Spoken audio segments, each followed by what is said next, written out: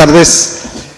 Celebramos hoy la sesión número 229 de La Buena Estrella y se produce una circunstancia bastante insólita en la historia de este ciclo, y es que Paula Ortiz, que fue protagonista de la sesión del 16 de octubre, la primera de la temporada, vuelve a ser la estrella de La Buena Estrella, porque también la circunstancia insólita es que en tan poco tiempo ha estrenado otra película. ¿Y qué película? Teresa, que es un extraordinario acercamiento a una figura completamente excepcional de la historia de España. Yo estaba pensando que es probablemente la mujer más deslumbrante de la historia de España. Yo también lo creo. Y de Occidente, fíjate, me atrevería a decir. Y de Occidente, pues una de las vamos allá. Venga. Pues de Occidente. Y bueno, pues Paula, después de muchos años fascinada con la personalidad de Teresa, vio la obra de Juan Mayorga, La lengua en pedazos, y sintió que eso le daba, era un estímulo estupendo para hacer esta maravilla de película que se acaba de estrenar en los cines. Es un alarde de talento, de inteligencia, de sensibilidad, y nos vuelve a demostrar que es una auténtica número uno de nuestro cine. Paula ya marcó un punto de inflexión en la historia del cine en relación a Aragón, porque fue la primera mujer aragonesa que dirigía un largometraje en toda la historia. Y en ese largometraje de Tu ventana en la mía ya estaba Luis Bermejo, que es el actor que hoy nos acompaña, que interpreta a un personaje bastante inquietante en Teresa, un turbio sacerdote por el que se siente fascinada la Teresa joven, y que al margen de eso es un actorazo por el que yo siento auténtica debilidad desde hace muchísimos años, y que en su trabajo en teatro, en televisión, en cine, en películas como Magical Girl,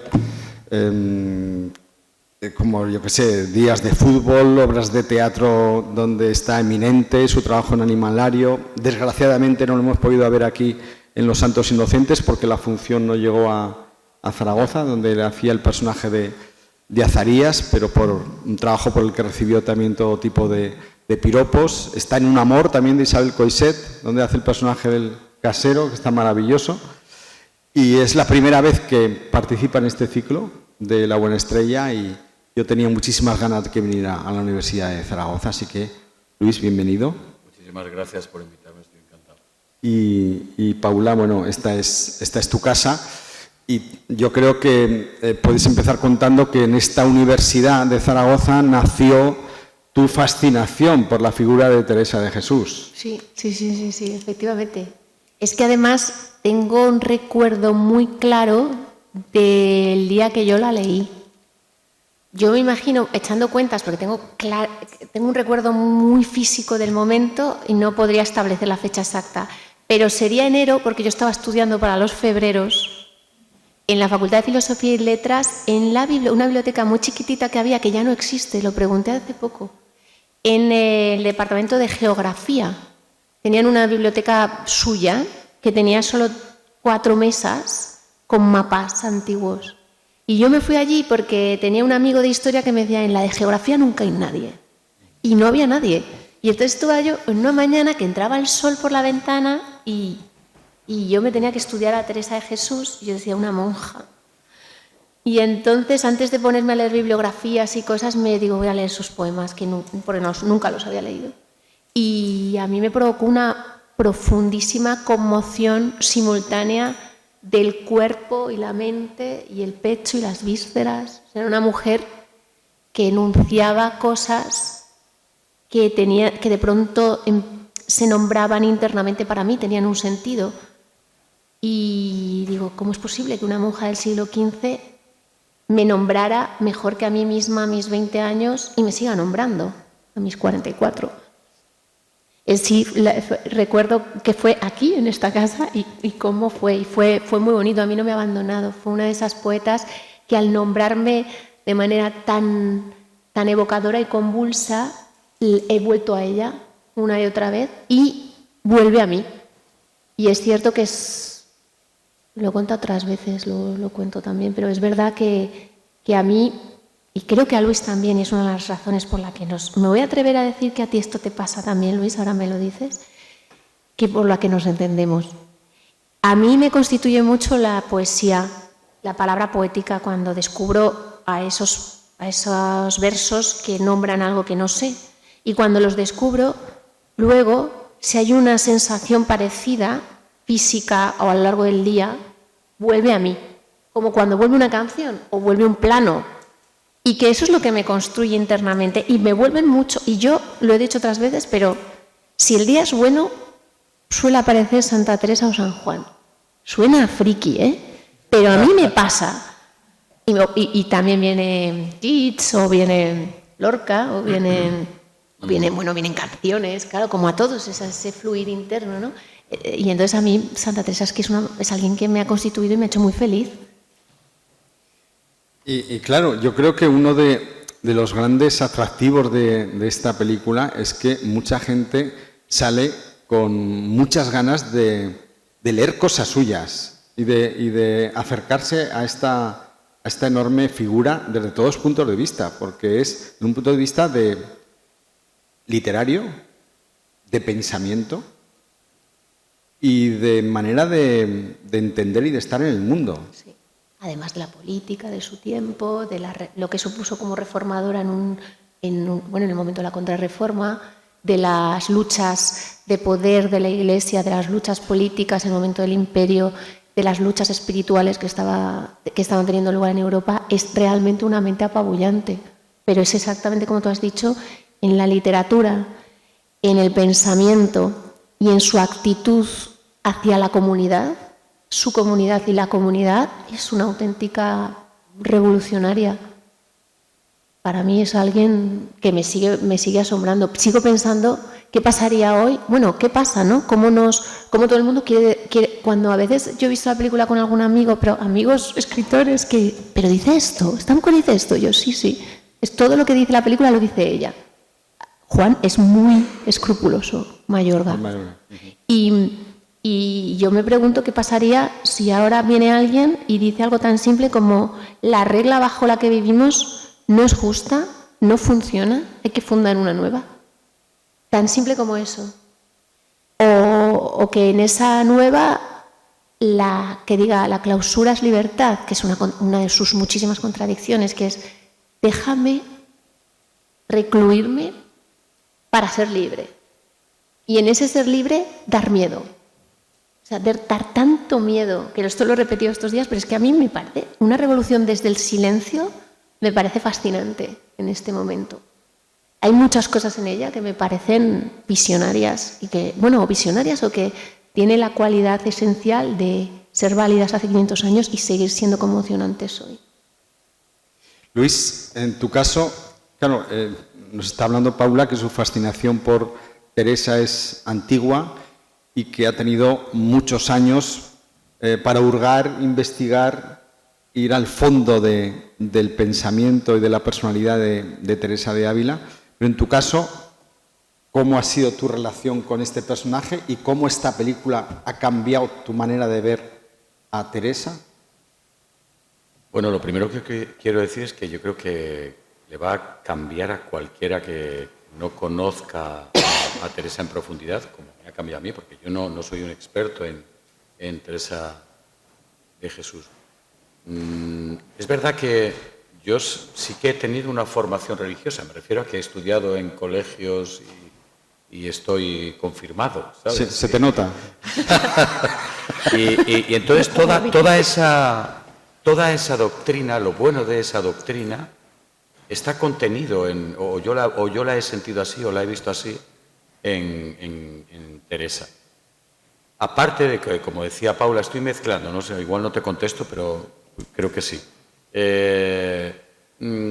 Igual que decía Paula, para mí la poesía es muy importante, la palabra es muy importante y yo me detengo ante un texto, yo busco la palabra exacta que trate de definir, que trate de explicar en el momento en el que me encuentro, cómo me siento. Yo cuando voy a la terapia, pues le intento explicar con la palabra exacta, acercarme, ¿no? Que sea el grito del alma, ¿no? O que que me exprese.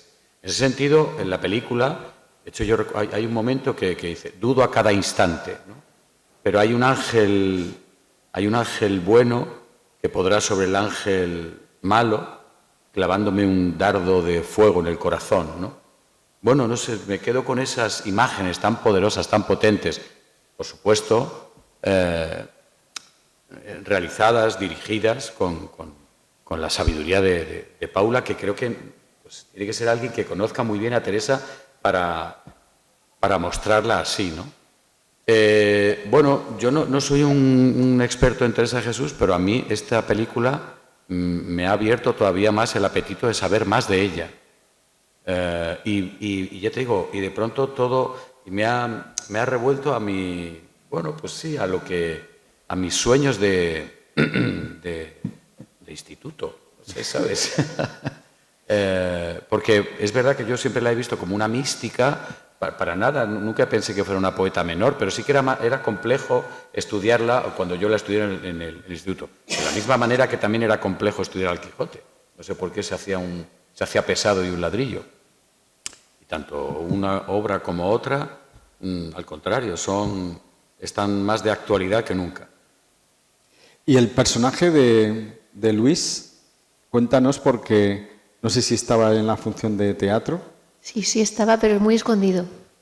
Es un personaje que existe en la historia de Teresa, que ella lo nombra en el libro de la vida y que discutimos mucho con Mayorga que fuese materializado como yo le pedí a Luis.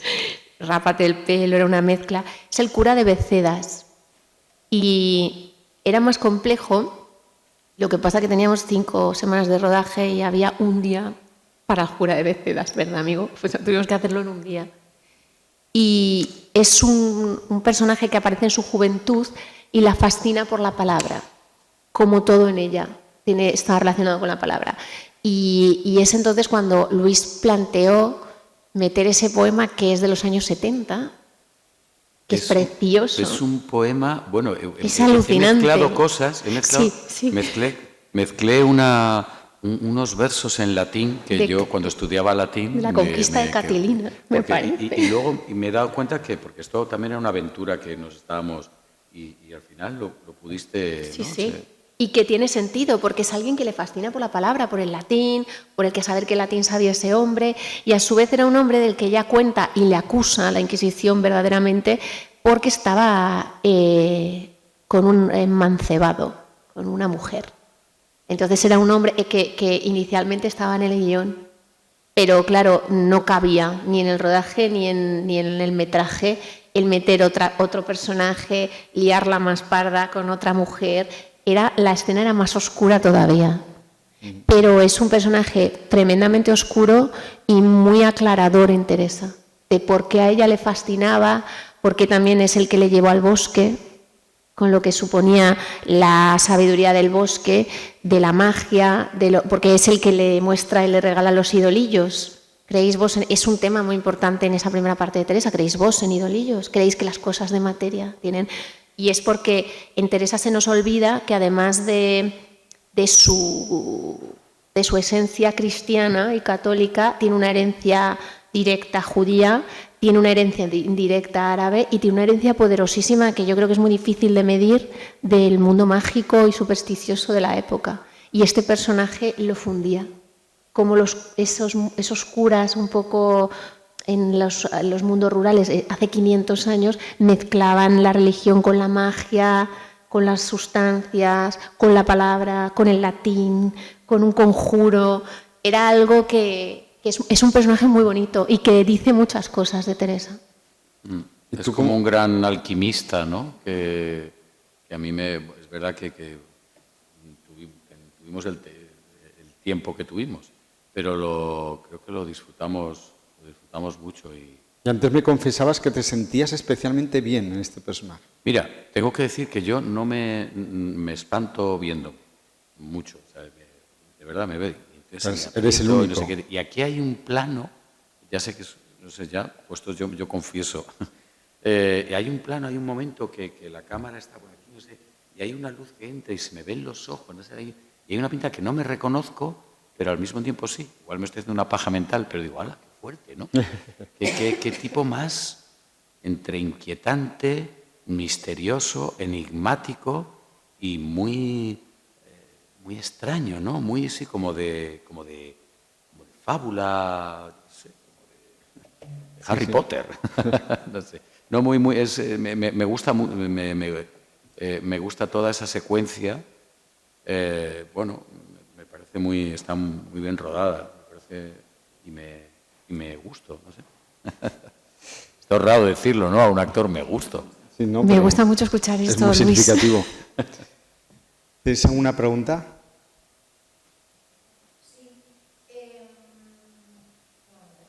Al ser Teresa una monja y una novela de una conversación con el inquisidor, o sea, que está basado en esa conversación ficticia de Teresa con el inquisidor, para el público general a lo mejor les resulta, por los prejuicios religiosos, como algo ajeno. Entonces, quería preguntaros cómo creéis que va a afectarla al público al tratar la historia de una monja que la gente igual no conoce ni la obra ni la figura de Teresa, no puede sentirse atraída por la historia de religión. Sí, lo entiendo, pero es algo que es muy difícil manejar las expectativas y los rechazos. Es verdad que en España está siendo muy bonito los coloquios que estamos teniendo, muy terapéuticos para mí y para el productor, que llevamos muchos años luchándolo, para Blanca y Asier también, porque ha sido es una película extraña y es un tránsito narrativo. Yo cada vez que la presento digo, no vais a ver una comedia romántica, no vais a ver un thriller policíaco, no vais a ver un camino canónico del cine actual. Pero al mismo tiempo está, y entonces nos metemos, ese es un primer paso de que puede haber de rechazo. Luego una monja, porque claro, sí es cierto que nosotros venimos de una cultura donde hay un fuerte anticlericalismo y hay un fuerte posicionamiento con respecto a la religión, comprensible por cómo la religión en las generaciones anteriores iba de la mano con una educación muy represiva y con la dictadura. Entonces es normal que haya unas generaciones que puedan interpretarla así, o sea, que tengan esas prevenciones. Al mismo tiempo yo vengo de una generación que ya no la ha tenido, yo personalmente, y soy una persona que no tiene formación religiosa, que no participo de la fe católica, que mis padres no me han educado para que yo elija la fe y que curiosamente he desembocado en un interés enorme por las cuestiones de espiritualidad, de fe y de cómo eso es algo que nos constituye identitaria, cultural y emocionalmente de una manera muy fuerte, porque para mí es una forma de conocimiento y de experiencia que existe en el ser humano, que la puedes experimentar o no como tú quieras y que el impulso está ahí. Con lo cual, aunque pueda parecer difícil y sea una monja de hace 500 años, yo me esfuerzo mucho en decir que esa monja era tan deslumbrante, como ha dicho Luis, es tan apabullante y tan abismal que nos interpela a día de hoy de una manera como poca gente.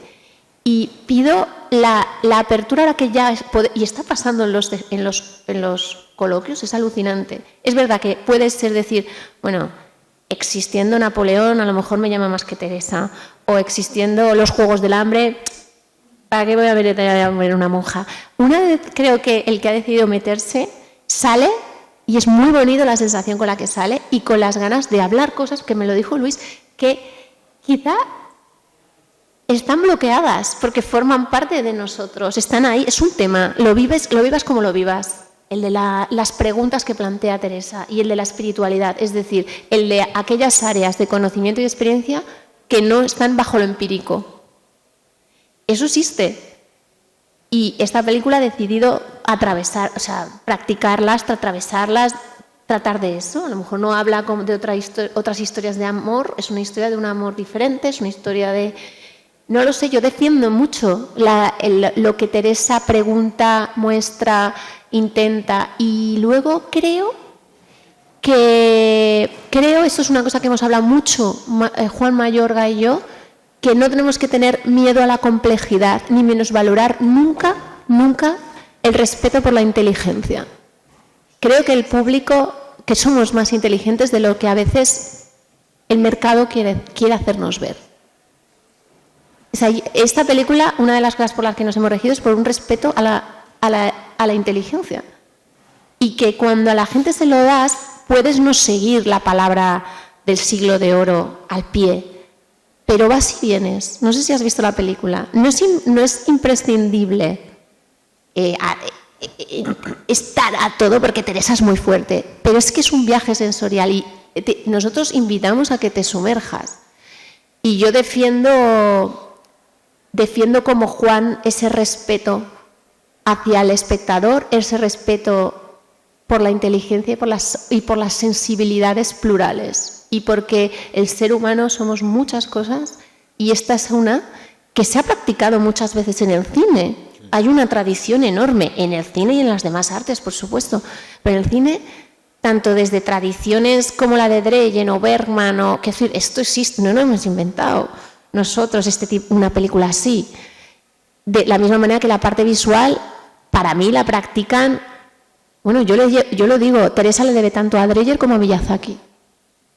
Que Miyazaki, que hace dibujos animados, tiene una manera de experimentar el mundo y la espiritualidad muy oriental y muy apegada a la naturaleza, pero yo para pensar un plano como cuando Teresa hace así, bueno, es que no la has visto, hay una que corre por la tierra a sus pies y hay un momento en que sus pies se suspenden y vuelven a aparecer. Ese es un plano de Miyazaki.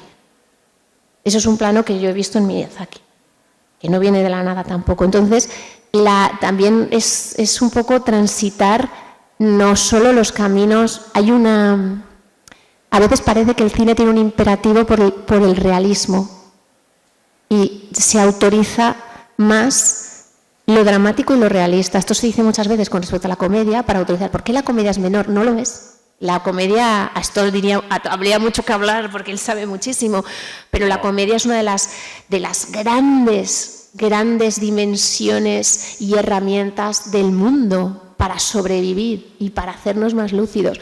Y a veces parece que el cine bueno, autorizado, ha de ser dramático y realista, porque se acerca más a lo real. No es verdad. Yo pienso que no es verdad. Y esta película intenta un código que se sale solo de lo empírico y real, intenta otros lugares, cosa que lo real existe y también yo he hecho muchas cosas realistas. Estoy terminando una película realista, Hildegard, que es muy realista. Pasa lo que pasa y aquí nadie le evita.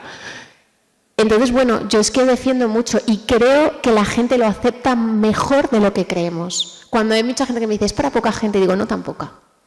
Entiendo que no es Marvel y no es Disney lo que hemos hecho, pero creo que no tan poca. ¿A ti?